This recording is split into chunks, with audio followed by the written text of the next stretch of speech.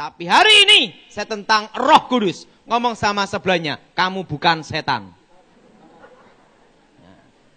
Sebelum saya bertobat, waktu itu kakek nenek guru saya, buyut saya mencari penerus untuk menggantikan dia sebagai seorang dukun.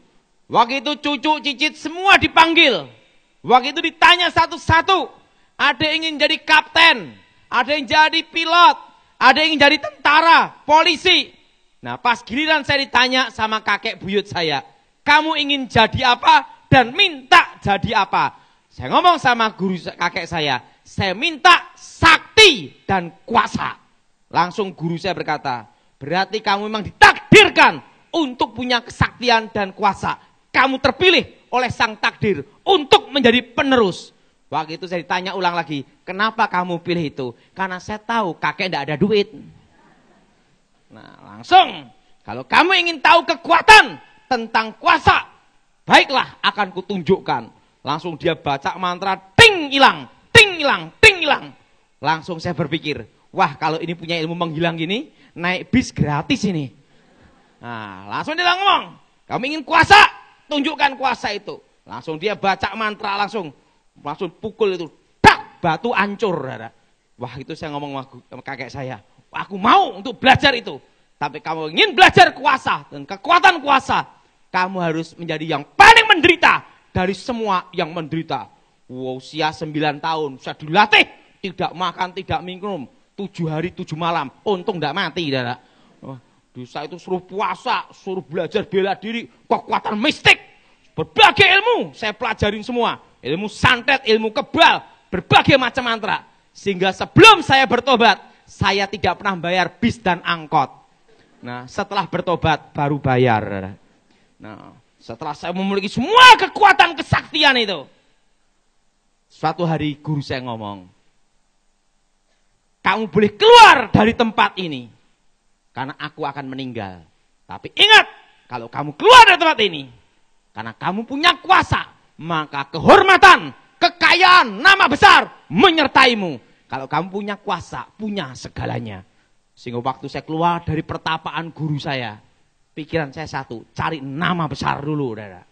Katanya ada dukun sakti, tak datengin, tak tunjukkan aji panglemunan, ting menghilang. Dukunnya bingung, menghilang di mana anak ini? Malah dukunnya jadi murid saya. Wah, berbagai pertarungan terus saya alami. Dukun-dukun apa saya sikat, kalah semua. Setelah kalah semua, Pulau Jawa saya kalahkan dukun-dukun berbagai aliran. Akhirnya setelah mengalahkan dukun, nyoba pendeta. Wah, dukun sudah, sekarang nyoba pendeta. Pas giliran pendeta adalah pendeta gemuk Gilbert Lumaindong. Saya santet, sikat, malah saya yang kalah. Saya kalah sama Gilbert, hilang ingatan, gila 1 tahun. Nah, saya itu ditemui Yesus sendiri. Tuhan Yesus menemui saya sembuh seketika. Dan pada waktu saya bertobat, yang pertama kali saya cari adalah satu, kuasa. Apa saudara? Kuasa. Sehingga yang pertama kali saya cari, begitu saya bertobat, satu hal yang saya cari, kuasa. Mari kita buka Alkitab kita saat ini, di dalam Kisah Para Rasul, pasal 1, ayat 6 sampai dengan ke-11. Kisah Para Rasul pasal 1, ayat 6 sampai dengan ke-11. Saudara yang ganjil, saya yang genap. Maka bertanya mereka yang berkumpul di situ, Tuhan, maukah engkau pada masa ini memulihkan kerajaan bagi Israel?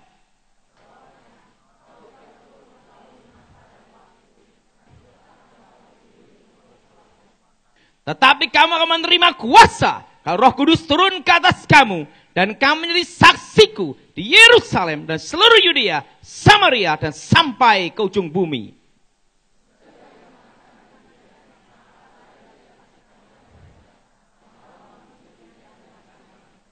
Ketika mereka sedang menatap ke langit, waktu ia naik itu, tiba-tiba berdirilah 2 orang yang berpakaian putih dekat mereka.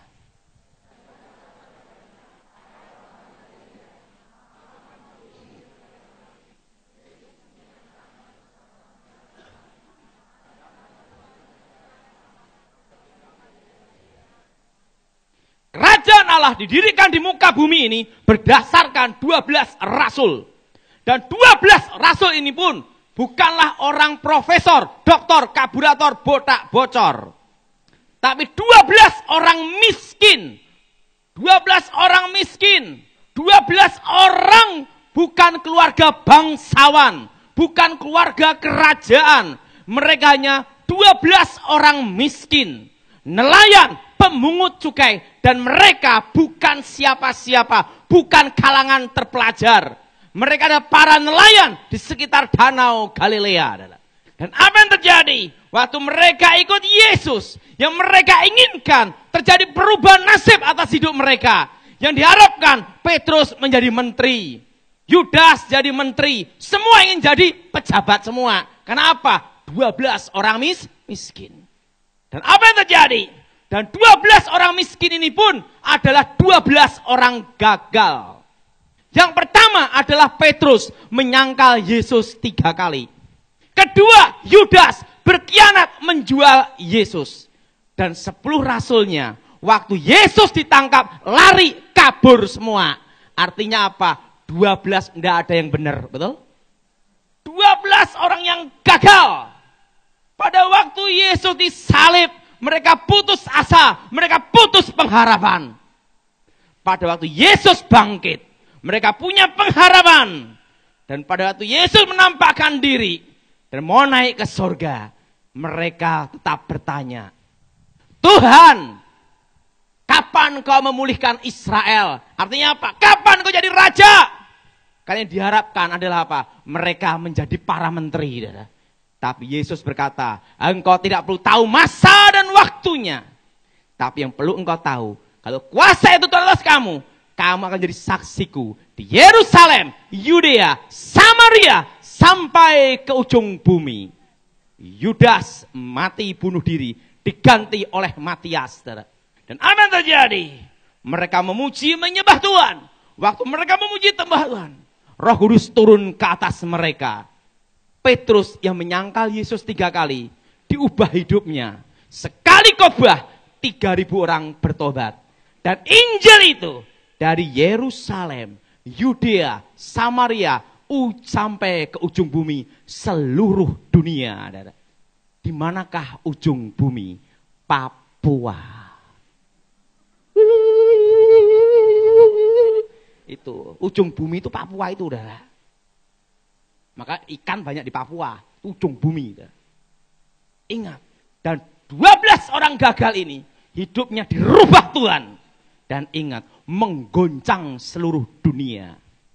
Dan mereka terkenal sepanjang sejarah selama 2000 tahun. Untuk menjadi terkenal 100 tahun itu susah, betul? Ini sampai 2000 tahun. Dan kisah tentang mereka, bagaimana mereka dirubah, sampai sekarang masih terdengar. Artinya apa? Bahwa mereka diubah oleh kuasa itu. Pada waktu saya bertobat percaya Tuhan Yesus, yang pertama kali saya cari adalah kuasa. Kenapa? Karena saya tahu, tanpa kuasa hidup saya tidak berubah. Saya di kelas paling goblok. Sewaktu pelajaran sekolah Alkitab, yaitu homiletik, hermeneutik, tentang teknik berkhotbah, guru saya sekolah berkata, Daud, kamu khotbah bagus sekali, alangkah baiknya kalau tidak khotbah. Semua alat musik bisa pegang, tidak bisa main. Nah, waktu mimpin pujian penyembahan, waktu itu guru saya gini, Daud, semua murid kayak saya, yang paling suara hancur itu kamu. Waduh, siapa tahu nyanyi enggak bisa, khotbah enggak bisa, mungkin masih ada peluang satu, ngajar sekolah minggu. Saya ngajar sekolah minggu, bubar. Langsung saya bingung, ini mau jadi apa? Khotbah enggak bisa, nyanyi enggak bisa, semua enggak bisa. Padahal menjelang ada hari Pentakosta, satu yang saya cari, kuasa yang pernah mengalahkan saya dulu, yaitu kuasa Roh Kudus. Waktu itu saya tanya sama kawan-kawan saya sekolah Alkitab, bagaimana supaya dipenuhi oleh Roh Kudus? Langsung mereka cerita, Roh Kudus adalah sumber dari 9 karunia. Kalau Roh Kudus itu memenuhi hidup kamu, maka 9 karunia itu ada di dalam diri kita. Yaitu apa? Karena sumber dari segala karunia itu Roh Kudus. Kalau Roh Kudus ada dalam diri kamu, maka 9 karunia itu ada dalam diri kamu pula. Tapi kunci untuk mengaktifkan karunia itu adalah dengan tanda mula-mula dipenuhi Roh Kudus, yaitu bahasa roh, baptisan Roh Kudus. Kamu harus mengalami kepenuhan Roh Kudus sampai kamu mengalami bahasa roh untuk mengaktifkan semua karunia. Kalau kamu mau ikut kami, saya ikut mereka. Waktu saya ikut mereka, mereka memuji menyembah Tuhan. Haleluya, haleluya, haleluya. Mereka keras sekali nyanyinya. Tiba-tiba ada bunyi ledaan. Buar. Teman saya berkata, Roh Kudus datang. Sembah dia. Wah, dia bingung. Haleluya, haleluya. Tiba-tiba lagi. Buar. Kok 2 kali? Di Alkitab sekali ya. Ini 2 kali. Wah, saya penasaran itu. Saya buka mata. Nggak taunya tetangga tempat sekolah teriak-teriak lempar batu bata. Wah, saya kecewa sekali tuh. Udah. Turun dari situ. Gimana? Batu bata yang datang. Daud, kamu kurang rindu. Gimana ndak rindu sampai dilempar batu bata? Ikut kami. Wah, saya ikut lagi. Haleluya, haleluya. Tiba-tiba ada cahaya terang. Saya ngomong sama teman saya lagi. Ada cahaya terang. Wah, itu kemuliaan Tuhan. Sembah dia. Saya bingung. Haleluya. Kok 1 jam terang terus? Saya buka mata. Tak lihat. Teman saya sekolah Alkitab. Cekikian. Bawa lampu senter besar diginiin. Waduh. Waduh, bingung saya. Saya ngomong sama mereka, gimana? Mereka ngomong lagi, kamu kurang kudus. Kurang rindu. Gimana kurang rindu? Kena lampu senter juga. Ini lagi, kamu doa. Doanya seperti ini. Haleluya Yesus. Lawat. Curahkan. Nyatakan. Doa ngecek. Tak lakukan itu sampai ke seleo. Langsung mereka ngomong lagi. Gimana ini sampai ke seleo? Belum ada apa-apa. Wah, gini aja. Kalau Roh Kudus datang, itu seperti aliran listrik. Mak greng, greng, greng. Loh, kalau aliran listrik mudah aja, tinggal colok aja, greng. Waduh, bingung saya. Akhirnya saya ambil keputusan sendiri. Setelah lewat 10 hari Pentakosta, enggak ada apa-apa. Saya cari Tuhan sendiri. Saya doa. Kuncinya 1, rindu. Apa? Saya cari Tuhan. Karena saya tahu yang bisa mengubah hidup saya. Hanya Roh Kudus. Yang bisa mengubah hidup para rasul adalah Roh Kudus. Saya mulai menyembah Tuhan. Saya sembah Tuhan. Oh, haleluya, haleluya. Saya sembah Tuhan. Tiba-tiba atap hilang. Syak. Ada suara. Daud, Daud, Daud, Daud. Langsung saya buka mata. Kenapa buka mata? Karena di tempat saya sekolah Alkitab banyak yang ngerjain. Kalau ada anak yang baru bertobat, datang. Tuhan ampuni dosaku. Temannya di belakang berkata apa? Sudah ku ampuni anakku. Gitu. Karena di tempat sekolah Alkitab itu, yang bertobat ada, yang belum bertobat banyak. Kumpul jadi 1. Makanya kalau doa makan, serahin saya pasti cepat. Kenapa? Pengalaman. Waktu doa makan di sekolah, haleluya Yesus, oh terima kasih. Buka mata hilang semua, saudara. Waduh. Nah, di situ saudara. Saya buka mata. Suara apa ini? Saya lihat jendela, lihat semua. Buka mata gini. Daud, Daud, Daud, Daud, Daud. Jutaan manusia menantimu. Engkau akan berkhotbah. Tuhan, kalau engkau ini bicara, saya buka mata. Wah, sadar saya, itu Tuhan benar, saudara. Bukan lampu senter lagi, saudara. Atap hilang, saudara. Daud, Daud, Daud. Jutaan manusia menantimu berkhotbah. Tuhan, aku enggak bisa khotbah. Aku nyanyi enggak bisa, khotbah enggak bisa. Di kelas paling goblok. Gimana ya Tuhan? Tuhan bicara sama saya, aku tidak cari orang pandai dan tidak cari orang bodoh. Tapi aku mencari orang yang mau untuk kupakai. Saya ngomong sama Tuhan, Tuhan, daripada tidak ada yang pakai aku, pakailah. Bangkit berdiri. Tiba-tiba ada saya aliran listrik, swas. Mulut saya, bahasa roh, bahasa Cina, bahasa Inggris, bahasa Ibrani, bahasa Yunani. Kalau kita kepenuhan Roh Kudus, pikiran ini sadar. Pak, kalau enggak sadar gimana? Kesurupan. Dipenuhi Roh Kudus itu sadar. Wah, tangan saya gerak. Di situ ada api yang menyala dalam diri saya. Api yang menyala. Langsung gerak ini. Wah, itu saya penuh Roh Kudus. Saya keluar dari ruangan itu. Setelah dipenuhi Roh Kudus bingung. Cara ngalirkannya gimana? Langsung saya konseling sama teman saya sekolah Alkitab. Gimana supaya kuasa itu bekerja? Langsung dia ngomong gini. Kalau Roh Kudus ada dalam diri kamu, maka 9 karunia itu ada dalam diri kamu pula. Untuk menanti, untuk diaktifkan. Dan cara mengaktifkannya yaitu kamu harus melangkah. Melangkah gimana? Kamu tahu keran air. Kalau keran air ini baru, tidak pernah dipakai bertahun-tahun. Waktu dibuka, mampet, macet. Tapi kalau keran air itu digunakan setiap hari. Waktu dibuka, langsung deras. Demikian kuasa itu. Kamu harus melangkah dulu. Kamu ingin apa? Saya ingin melihat mukjizat kesembuhan. Mudah itu. Cari orang sakit. Di mana? Rumah sakit. Waduh. Saya cari rumah sakit Panti Kosala, Solo. Saya langsung berpikir.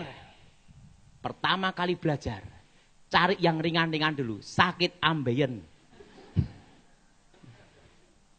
Panti Kosala. Ada Abdul Tholib. Wah, Siti Aminah. Waduh. Banyak yang tidak seiman. Yang seiman aja susah, apalagi tidak seiman. Ada yang Kristen. Tak datangin, saudara. Anda percaya Yesus? Percaya. Sembuh? Sembuh. Sakit apa Anda? Saya sakit tipes kronis komplikasi. Hah? Dokter berkata tidak boleh duduk dan tidak boleh berdiri. Karena virusnya itu menggerogoti usus tipis. Kalau berdiri duduk rontok. Langsung saya doa dalam hati, Tuhan ngapain percobaan pertama berat banget. Waduh. Anda percaya Yesus? Percaya. Yuk kita doa. Doa. Langsung saya bahasa roh. Gerak-gerak badan semua. Maka saya tahu kalau doa goyang-goyang itu tanda tidak yakin. Kenapa? Supaya supaya yakin. Tiba-tiba Tuhan bicara sama saya. Daud! Suruh dia bangkit, berdiri, lompat. Hah? Langsung saya ngomong gini, Tuhan, ini suaramu atau bukan ini? Ini kalau bukan, habis didoain mati masuk penjara. Jadi belum praktek udah mati, masuk penjara dulu ini. Orangnya udah mati dulu. Didoain mati gimana? Saya bingung. Kalau saya tidak melangkah, kuasa itu tidak bekerja. Tapi kalau melangkah, kalau sembuh, kalau masuk penjara gimana? Saya ambil keputusan. Ya udahlah, kalau mau masuk ke penjara nasib udah. Saya doa. Anda percaya Yesus sembuh? Waduh, yang doain aja takut gimana lah? Tak bangkit, tak suruh berdiri, tak lempar. Saya dalam hati saya, oh Tuhan, kehendak-Mu yang jadi. Dia berdiri, enggak mati, sembuh. Langsung dokter datang, perawat datang, cek sembuh. Langsung saya lihat tangan saya. Wah, sakti ini. Wah, pertama itu. Wah. Ada orang mati. Mau dibawa ke kamar mayat. Tak lihat. Wah, iman belum nyampe, darah. Yang hidup aja susah, apalagi yang mati. Wah, dari itu saya mulai doain orang sakit. Banyak yang sembuh. Lumpuh berjalan. Banyak yang sembuh. Saya tanya sama teman saya lagi, gimana? supaya karunia membedakan roh bekerja. Karunia nubuatan bekerja. Karunia penglihatan bekerja. Kawan saya ngomong gini, itu mudah. Kamu pelayanan pelepasan. Kamu kan khotbah kurang bisa. Nah, kalau khotbah saya kurang bisa. Nyanyi ancur. Ada satu bidang yang orang takut, yaitu apa? Pelepasan setan. Pengusiran setan. Ini yang paling orang takut. Ya udah, saya ngambil ini aja yang orang jarang ngambil. Wah, ini aja lah. Nah, bagaimana caranya? Mudah. Cari orang kerasukan. Wah, ini yang susah, Dara. Karena apa? Nunggu setannya masuk kemana kan? Wah, nyari orang kerasukan lebih susah, Dara. Langsung saya pikir, oh ya, tempat KKR. Saya duduk di belakang. Nunggu apa? Orang kerasukan. Dari belakang begitu ada yang kerasukan, langsung saya datang. Dalam nama Yesus. Apa yang terjadi? Panitianya bingung, ini orang dari mana nyelonong lah. Nyelonong mana nih? Dan apa yang terjadi? Wah, waktu pertama saya ngusir setan, enggak lihat apa-apa. Enggak ada reaksi apa-apa. Pertama, kedua, enggak ada reaksi apa-apa. Orangnya sadar gitu aja, biasa aja.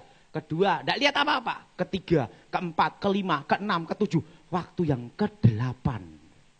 Tiba-tiba mata saya set lihat langsung. Jimat-jimat ada di dompet orang. Oh ini, ada yang sakit ini, ada ini. Langsung mata saya lihat, setan. Di mana ini? Tek, tek, tek, tek. Wah, baru karunia itu bekerja pada waktu ke-8. Di situ saya mulai ngerti, kuasa itu bekerja kalau kita harus melangkah. Amin. Harus apa, Dara? Melangkah. Di situ saya mulai doain orang-orang sakit. Pengusiran setan. Dan apa yang terjadi?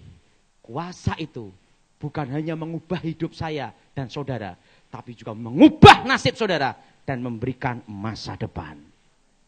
Apa yang terjadi? Setelah saya doain banyak, tiba-tiba saya dipanggil guru saya sekolah Alkitab, rektor.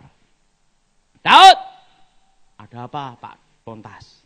Sebenarnya kamu tidak lulus. Hah? Tetapi kalau tidak diluluskan, muridnya tinggal 4. Karena anugerah keselamatan dan belas kasihanku, engkau kunyatakan lulus. Tapi ada satu syarat, kamu tidak boleh meneruskan sekolah tinggi teologi. Kenapa Pak Fontas? Karena di antara muridku seumur hidupku belum ada yang segoblok kamu dalam waduh. Waduh. Udah. Saya diwisuda. Senang sekali bisa lulus. Ranking 4, murid tinggal 4. Itu keselamatan bener tuh. Ranking 4, murid tinggal berapa, Dara? Tinggal 4. Dan apa yang terjadi? Waktu saya masih ingat itu. Saya diwisuda. Waktu saya diwisuda, papa saya tidak datang. Mama saya tidak datang. Adik saya tidak datang. Saya pulang naik angkot.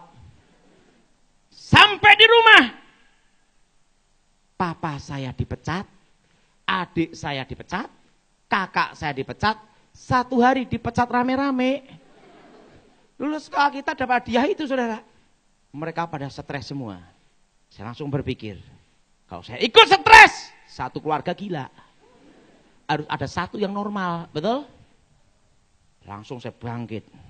Saya percaya kuasa itu menyertai bukan hanya di pelayanan, tapi bisa mengubah nasib seseorang, memberikan masa depan. Langsung saya doa, kalau saudara ada masalah atau tantangan berat apapun dalam hidup saudara, langkah yang pertama, cari Tuhan. Saya cari Tuhan, saya sembah Tuhan. Haleluya Yesus, haleluya, saya sembah Tuhan. Tiba-tiba Tuhan bicara sama saya, Daud. Ada apa Tuhan? Apa yang di tanganmu lakukan dengan setia. Ada plastik bekas gula di tangan saya. Tuhan, apakah aku mau jadi pemulung? Mantan paranormal dukun sakti bertobat jadi pemulung. Dan Tuhan bicara sama saya. Dengan tanda salib inilah kamu akan menang. Langsung saya ambil plastik itu, saya nemuin mama saya. Mama, saya mau kerja plastik. Nah ini plastiknya. Tuhan tunjukin ke saya. Ini bekas gula no gitu. Nah, ini ada uang 100.000. Kalau kamu berhasil, berarti Tuhan menyertai kamu. Kalau gagal, modal terakhir. Di antara anak mama, kamu yang paling goblok. Gitu. Di sekolah pun juga pupuk bawang. Saya sampai detik ini tidak bisa matematika. Tapi uang ngerti. Saya tidak bisa matematika, tapi uang beneran ngerti. Gara-garanya apa? Saya itu sebelum bertobat tidak pernah belajar, tapi ngambil pikiran guru-guru, langsung jawaban di telapak tangan. Setelah bertobat ilmunya hilang. Makanya sekarang porogapit sama pembagian saya tidak bisa. Taunya satu, duit ngerti. Dan apa terjadi? Ini tak kasih uang 100.000. Kalau memang berhasil, Tuhan menyertai kamu. Mah, aku perlu sepeda motor. Ini ada sepeda motor. Tapi ingat, kreditannya ndak bisa bayar kita. Kamu yang nerusin. Loh mah, 100.000 suruh nyicil kendaraan juga gimana? 100.000 tak belikan plastik. Di balong, plastik kilat. Saya beli satu sak. 25 kilo. Langsung saya berlutut. Ingat. Sesuatu yang dilandaskan dengan kekuatan doa. Itu ada kuasa. Itu gunanya kita kepenuhan Roh Kudus. Saya pegang plastik itu, bekas gula itu, doain. Saya datang ke gereja, saya berdoa. Saya naik motor. Saya masih ingat itu motor itu. Naik motor Alfa. Alfa yang zaman dulu kayak butut itu, saudara. Nah, saya kelilingan plastik, saudara. Tiba-tiba Roh Kudus memberitahu saya, kamu jualan di pasar ini, belok gang sini. Tak ikutin, saudara. Satu-satu gitu loh. Itu dari omset 25 kilo, untung 3.000, 5.000. Naik jadi 50 kilo, naik jadi 1 kintal, naik jadi setengah ton, naik jadi 1 ton, 2 ton, 3 ton, puluhan ton, sampai jadi pabrik. Dari saya lahir, sampai sekarang saya umur 42, saya tidak pernah utang bank. Saudara boleh cek bank seluruh dunia tentang saya, pasti seputih salju. Saya tidak ada utang bank, seumur hidup saya tidak pernah utang bank ya, tidak pernah. Terus jadi pabrik. Di situ saya mulai doa. Nah, setelah itu saya kendor pelayanan. Saya tidak mau jadi hamba Tuhan, penting dukung pelayanan aja. Karena jadi pendeta itu banyak proyek thank you. Proyek terima kasih. Capek-capek doain dalam nama Yesus. Pulang, angkot, bis, bayar sendiri. Hanya thank you aja. Waduh susah sekali jadi hamba Tuhan. Saya udahlah, saya mau bantu pelayanan aja sama bisnis. Tiba-tiba saya ditelepon. Daud, haleluya. Wah gilbert ini. Daud, saya dengar kamu bisnis plastik sukses ya kawan. Hahaha gitu loh. Saya takut satu dikirim sekolah lagi dah. Daud, kamu harus pelayanan. Tuhan memanggil kamu. Iya Pak Gilbert, kamu ke Jakarta ya? Baik Pak Gilbert. Ya, ke Jakarta. Langsung Gilbert ngomong saya, haleluya. Kamu kesaksian ya kawan? Iya. Kamu pelayanan. Waduh Pak Gilbert, bingung saya Pak Gilbert. Pabrik saya gimana Pak Gilbert? Karena pabrik plastik itu 3 shift, 24 jam. Kalau Jumat, Sabtu, Minggu libur, waduh rugi adalah. Kenapa rugi? Listriknya adalah. Bisa ada hafalnya adalah. Waduh gimana nih? Ini 24 jam, 3 shift gini. Saya pikir-pikir gimana ini? Nah langsung gini, kawan, Tuhan manggil kamu, sudah memberkati kamu. Ingat, kalau Tuhan marah, semua habis. Wah iya benar juga. Waduh benar juga. Waduh Saya pikir-pikir, saya lihat pabrik ada rumah waletnya, waletnya udah tinggal panen. Plastiknya gini. Aduh. Saya doa lagi, Tuhan, Engkau yang memanggil aku, Engkau yang memberkati. Tuhan, saat ini aku mau mendengar Engkau, Roh Kudus pimpin saya. Ingat, itu mengubah nasib seseorang. Tuhan bicara sama saya, jual pabriknya, dan uangnya belikan tanah semua. Nanti akan kutunjukkan satu tempat, tanah yang harus engkau beli. Saya doa, baik Tuhan. Pabrik saya jual. Ngelepasin pabrik hati susah juga, saudara. Kenapa? Omset. Pabrik, saudara. Saya jual, saudara. Uang cash. Susah tidur juga. Karena apa? Saya kan tidak pernah urusan dengan bank. Kalau nanti tak titipkan bank, banknya bangkrut gimana? Jadi bingung. Megang duit bingung, tidak megang tambah bingung. Saudara. Waduh. Langsung. Saya doa, Tuhan, tunjukkan. Aku ingin tahu apa yang harus aku lakukan. Tuhan beritahu saya, belilah tanah di lokasi ini. Pinggir kota Solo, pinggir jalan semua. Dan ingat, dengan tanda ini kau akan menang.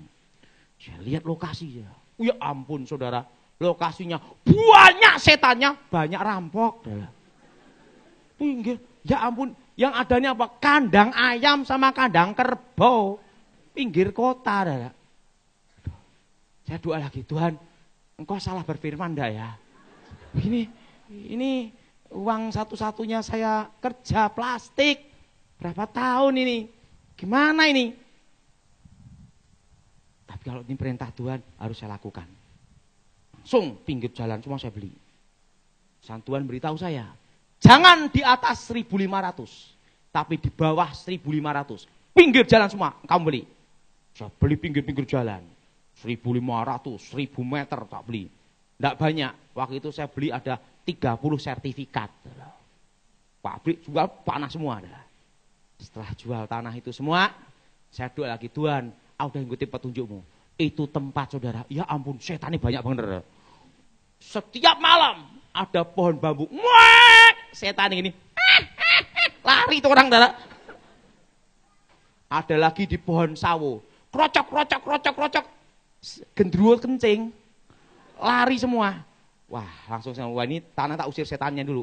Saya doa pengusiran setan tak usir keluar. Dalam itu setan keluar. Begitu setannya keluar, sekarang mikir rampoknya, saudara. Karena setiap malam itu ada kerampokan, begal banyak di situ, saudara. Orang tidak berani beli tanah situ, saudara. Ya udah, saya beli. Saya beli 300.000, 200.000, 100.000 tak beli semua, saudara. Uang dari pabrik saya jual itu, saudara.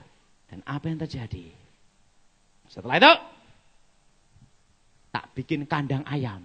Jadi nanti kalau ada yang ngerampok, petok ayam lah. Wah, kandang ayam, udah sudah bikin dah. Dah. Berapa tahun kemudian saya duduk tidak wadah. Datang traktor, datang bulldozer, datang alat-alat berat. Wah, datang semua di daerah tanah situ dah. Enggak taunya apa? Tanah yang Tuhan tunjukkan ke saya itu pintu tol. Jadi jaraknya itu dari pintu tol itu 500 meter, 200 meter, 300 meter. Sekitar pintu tol semua. Itu tanah dari harga 200.000 jadi 3 juta. Sampai dari itu jadi 6 juta. Dari banyak banget, lipat-lipat. Waduh, saya nyesal juga. Kenapa enggak beli sebanyak-banyaknya ya? Saya hanya beli 30 tempat aja. Wah, langsung. Nah, setelah itu saya lihat. Saya bikin Alfamart, franchise Alfamart. Saya bikin bisnis ini, plok jadi semua. Jadi kalau kita dipenuhi Roh Kudus, ingat itu kunci mengaktifkan karunia. Bukan hanya menyertai engkau dalam pelayanan, tapi juga memberi engkau masa depan. Mengubah nasibmu. Segala sesuatu yang mustahil terjadi. Dan kuasa itu pula, Roh Kudus pula, yang membimbing kita untuk menyelamatkan kita dari segala kecelakaan. Suatu kali istri saya melahirkan. Waktu itu dia minta sama saya, "Papi, kita ke Jogja." Karena istri saya kan keluarga di Jogja semua. Setelah lahir, anak saya pertama perempuan, baru lahir itu dah. Tuhan bicara sama saya, Daud, Ada apa Tuhan? Keluar dari kota ini. Hah? Waduh, alasannya apa Tuhan? Keluar.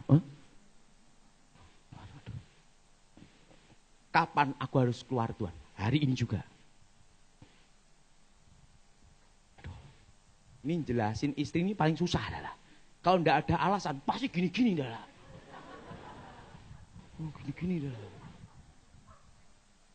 Kita ngomong A, dia ngomong Z udah adalah. Nggak ada alasan lagi. Anak barulah lahir. Langsung. Ngomong sama istri saya. Kami, ada apa? Kita pindah malam ini juga. Huh? Ada apa?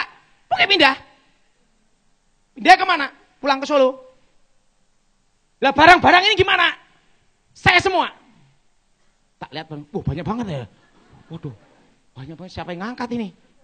Langsung saya telepon kawan saya dari Solo, Pak Andri. Pak Andri, malam ini juga saya harus pindah. Saya minta sopir sama mobil. Oke. Saya dibantu. Itu saya ngomel-ngomel.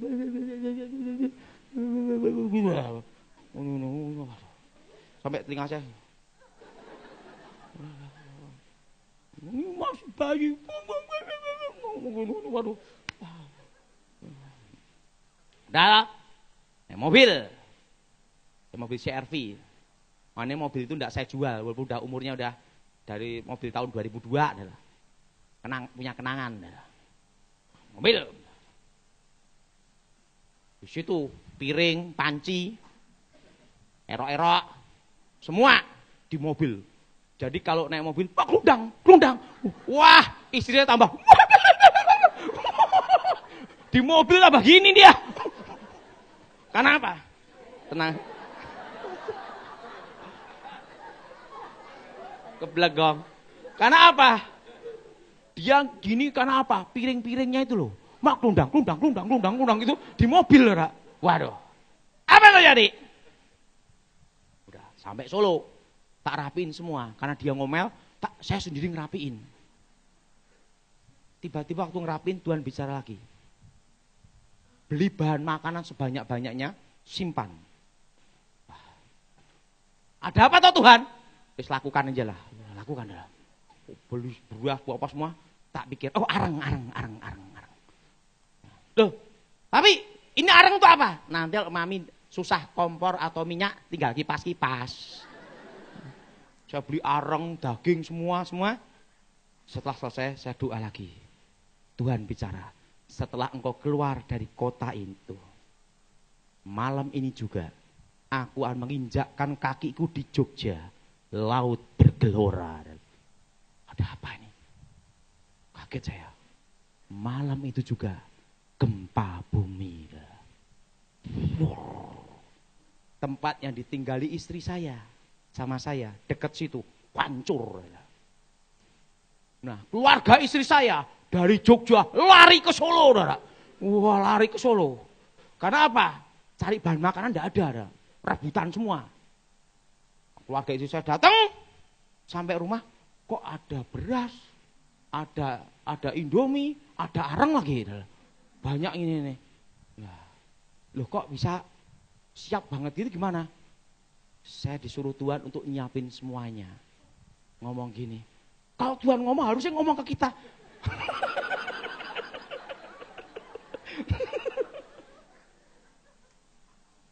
Saya ngomong sama mertua, bukannya saya tidak mau ngomong.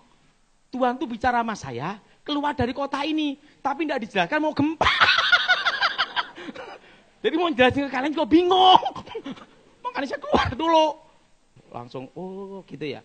Nah, di situ saya lihat, kalau kita bersama Tuhan ada Roh Kudus, kita diluputkan dari yang jahat, luput dari kecelakaan, luput dari musibah.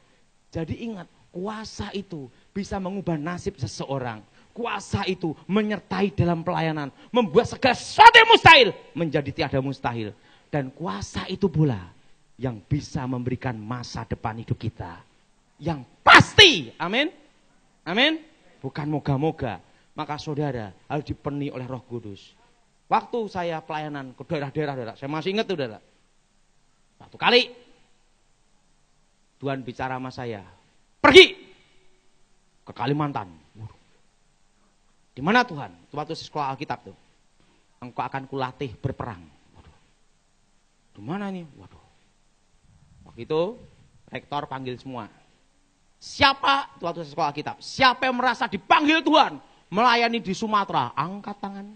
Lampung, angkat tangan. Jakarta, angkat tangan. Madura, angkat tangan. Kita berharap dapat sponsor, betul? Langsung rektor ngomong, kalian percaya Tuhan panggil kalian ke sana? Percaya. Ya udah, berangkat sendiri. Lah uangnya gimana? Kan Tuhan yang ngutus. Ya modalnya dengan iman itu. Saya berangkat. Naik waktu itu saya naik mobil, saya itu naik kapal Binaya. Binaya nerobos sampai ke Pontianak. Pontianak sampai Singkawang. Singkawang sampai Sanggoledo. Sanggoledo masuk lagi sampai Bengkayang. Masuk lagi Sinapit Sedane. Tempat pedalaman yang rumahnya masih di pohon-pohon. Telinganya gini-gini. Gitu. Dan apa yang terjadi? Saya masih ingat itu. Di tempat itu ada gereja.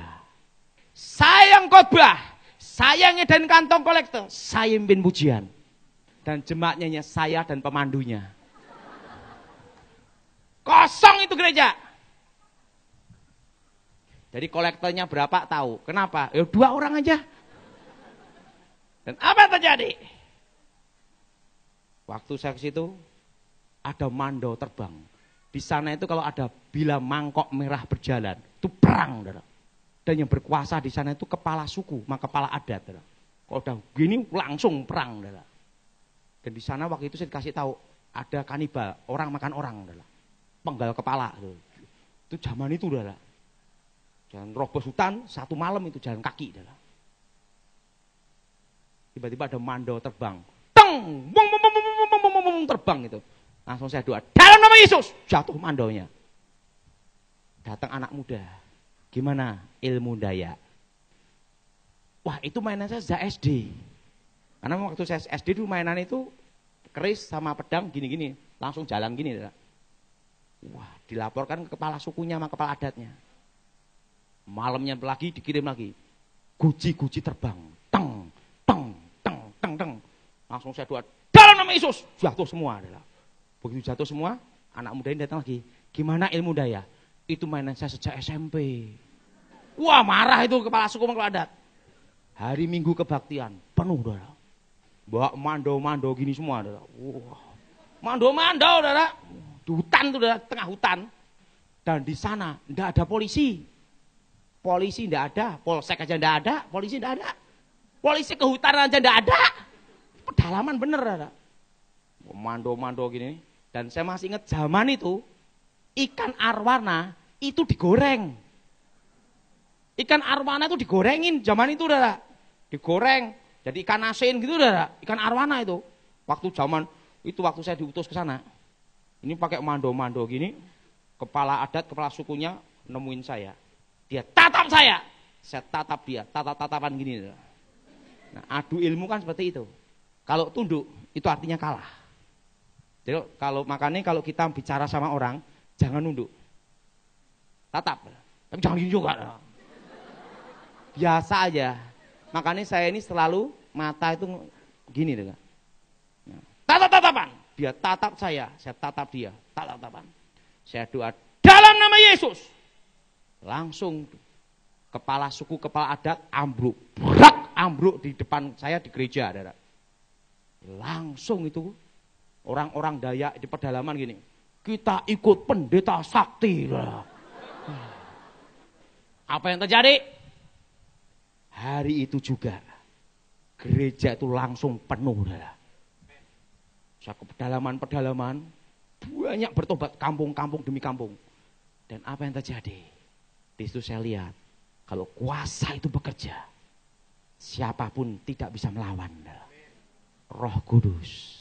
Amin. Nah, ingat saudara, ada kuasa. Jadi mulai hari ini, pertama, engkau harus mengalami kepenuhan Roh Kudus. Dibaptis Roh Kudus. Dengan tanda-tanda mula-mula bahasa roh. Dan kalau sudah engkau mengalami baptisan Roh Kudus, harus diaktifkan setiap hari. Kenapa diaktifkan? Ingat, supaya kuasa itu tambah hari, tambah besar dalam hidup saudara. Berkobar dalam hidup kita. Amin. Amin. Jadi ingat, penting dalam hidup kita ini ada kuasa. Sebelum saya akhiri, ada kisah nyata. Saudara.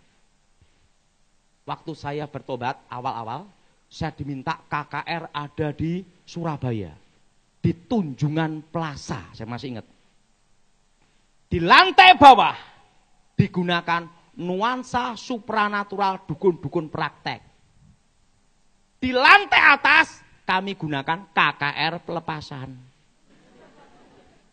Di lantai bawah, lantai atas. Dan waktu itu temanya ngeri, Mama Panitia. Mantan dukun santet. Boleh coba, gitu dah. Dikasih itu dah. Sama panitianya, kacau itu dah. Boleh coba, gitu dah. Nah, orang-orang yang di lantai bawah, dukun-dukun sama pasiennya, dikira di lantai atas itu demonstrasi ilmu santet. Dari bawah, nyasar semua, masuk lantai atas. Saudara. Itu kejadian, saudara. Dan apa yang terjadi? Itu di TP, Tunjungan Plaza. Tahun 99, tidak bisa saya lupa itu. Saudara. Awal-awal saya pelayanan, awal saya bertobat. Tuh.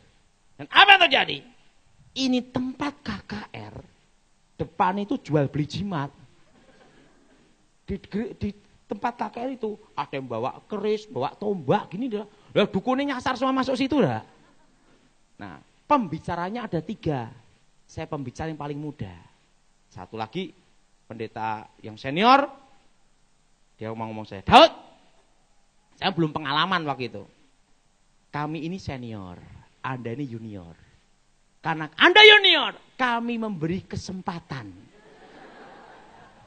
Anda khotbah hari pertama. Saya enggak tahu di belakang itu dukun semua. Adalah. Baik, haleluya. Saya lihat ke belakang. Ya ampun. Ada yang pakai kupluk, keris, tombak, sana jual beli jimat. Aduh, saya naik ke mimbar. Saya berdoa, Tuhan, waktu dulu aku nyantet Gilbert seorang diri. Apa setelah saya bertobat mati rame-rame disantet orang? Waduh. Wah, ini berat banget. Aduh. Saya doa. Dan Tuhan bicara sama saya. Daud, ada apa Tuhan? Katakan. Siapa yang punya ilmu santet, keluarkan semua. Siapa yang punya jimat, keluarkan semua. Saya ngomong sama Tuhan, Tuhan, ini suaramu atau bukan ini? Ini kalau bukan mati bener ya. Tuhan ngomong, katakan. Alkitab taruh gini, saya doa, Tuhan, di rumah Bapak banyak tempat tinggal. Sediakan aku rumah yang terbaik. Saya pecem mata. Pecem mata dah. Siapa yang punya ilmu santet, keluarkan semua. Yang punya ilmu gaib, keluarkan semua. Tapi pecem mata. Tiba-tiba saya lihat ada angin. Peng, peng, peng, peng. Kencang sekali. Tiupan. Bet, bet, bet, bet, bet. Saya buka mata. Jadi saya khotbah tutup mata. Akhirnya kalau ada angin-angin itu, saya buka mata. Saya lihat tiang awan. Tiang api. Itu paku-paku jarum-jarum berterbangan. Beng, beng, beng, beng, beng, beng. Langsung di sekeliling di mimbar itu, saudara, itu paku jarum banyak banget, saudara. Dan hari itu yang bertobat 400 orang. Langsung. Dan apa yang terjadi? Hari yang kedua, pendeta yang senior ngomong, sudah aman, saya yang khotbah.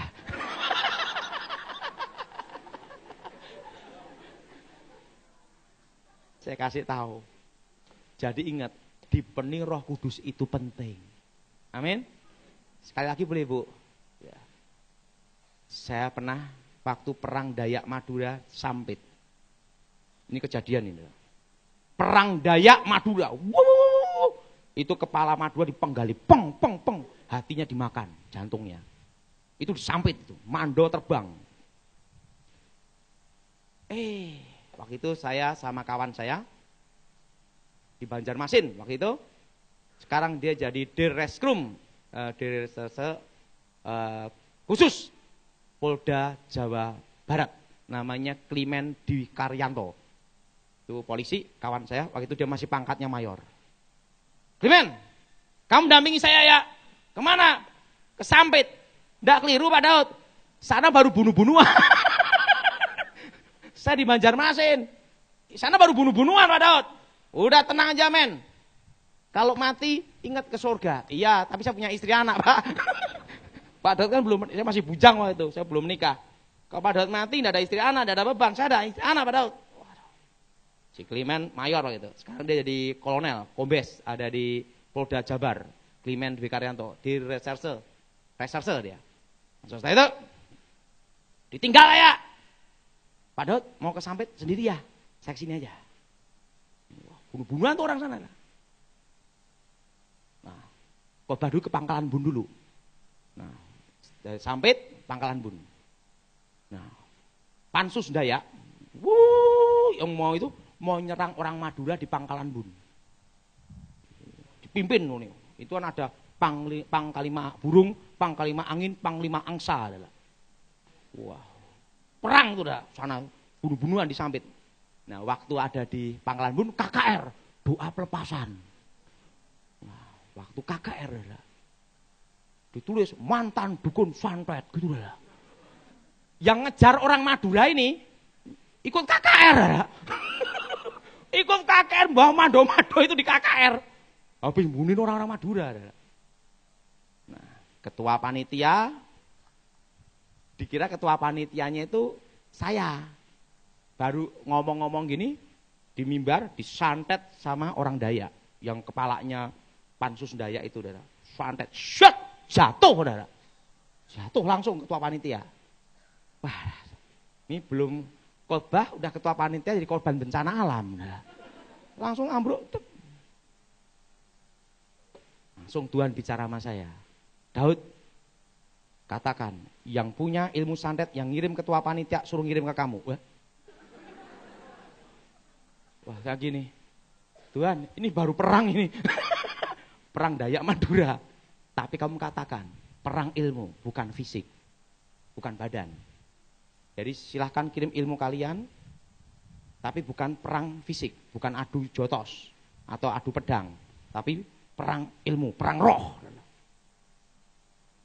Wah, saya pas bunuh-bunuhan di depan, gimana ini KKR? Ya, khotbah, saya ngomong, itu ketua panitia namanya Daud Tony saya. Sekarang yang ngirim ilmu hitam, ilmu santet ke ketua panitia, kirim ke saya semua. Gitu.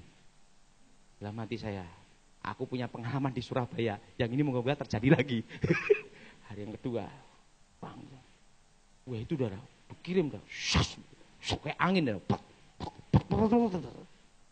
1 jam saya khotbah, dikirimi ilmu hitam semua sama mereka adalah. Yang orang-orang Dayak ini adalah. Setelah 1 jam, gantian saya dia ngirim saya terus. Saya kan 1 jam selesai khotbah saya ngomong. Yang ngirim saya datang ke sini semua. Wah, datang Dora. Buat mando-mando di ini Dora. Langsung saya ngomong haleluya, brek ambruk semua Dora. Bertobat semua Dora. Ingat satu hal. Kuasa, Saudara.